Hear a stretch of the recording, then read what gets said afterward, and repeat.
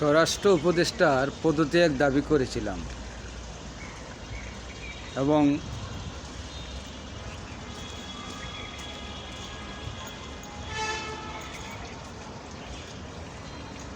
স্বরাষ্ট্র উপদেষ্টার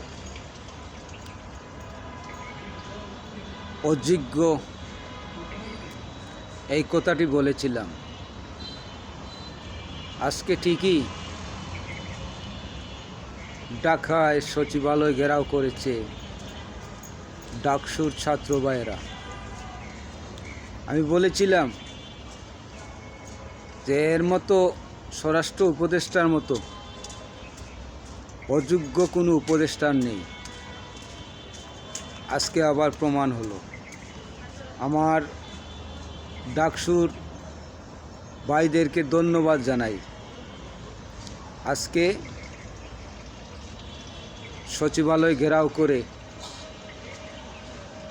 আপনারা প্রমাণ করে দিয়েছেন যে ন্যায় ও নীতির সাথে আপনারা কখনো আপোষ করেন নাই।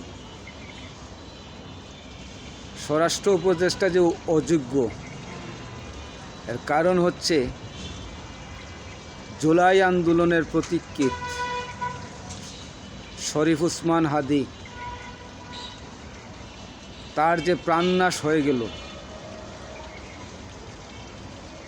তার মতো আরও জুলাই যোদ্ধা আছে, তাদেরকে কেন সেফটি দেওয়া হলো না আগ থেকে? যখন হাদির জীবন বিপন্ন হয়ে যাচ্ছে তখন আপনার হোশ জ্ঞান বেড়েছে।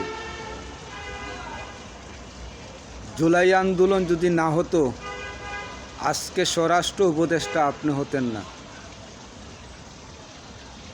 শেখ হাসিনার যদি পতন না হতো আপনার মতো লোক উপদেষ্টা তো দূরের কথা, সচিবালয়ে প্রবেশের সুযোগই থাকতো না।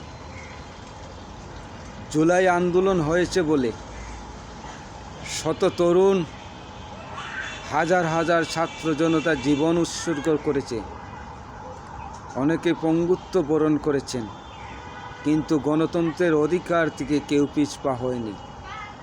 এটা স্বরাষ্ট্র উপদেষ্টার বোঝার উচিত ছিল। তিনি আগ থেকে অনেক বিষয় খেয়াল করেননি। তার জন্য আজকে সারা বাংলাদেশে ছাত্ররা আন্দোলন করছে। এই আন্দোলনের আপনি আপনার নিজ গৃহে চলে যেতে হবে, আর সচিবালয়ে মন্ত্রণালয়ে থাকার কোনো সুযোগ নেই। আর আপনি চলে যেতেই হবে স্বরাষ্ট্র উপদেষ্টার মধ্যে। আমি যা বলি তা সত্য জেনেই বলি।